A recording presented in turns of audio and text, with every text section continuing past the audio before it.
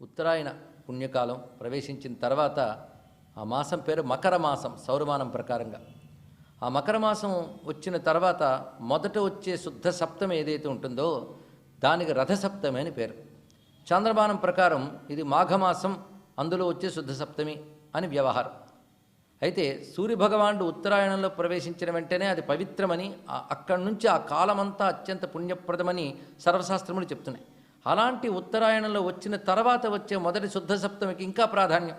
అసలు ఉత్తరాయణం అంటేనే సంక్రమణం సూర్యభగవానికి సంబంధించినదే. అలాంటి పవిత్రమైన ఈ సంక్రమణంలో ఆయనకు ప్రీతిపాత్రమైన సప్తమి తిథి ఇంకా విశేషం.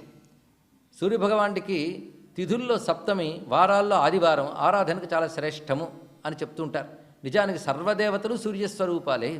వేదముల యందు దేవతలకు ఆదిత్యులు అని బహువచనం కనబడుతుంది, సూర్యుడికి ఆదిత్యుడు అనే ఏకవచనం కనబడుతున్నది. దీని విశేషం సర్వదేవతల యొక్క శక్తి కలిసినటువంటి స్వరూపమే ఆదిత్యుడు అని.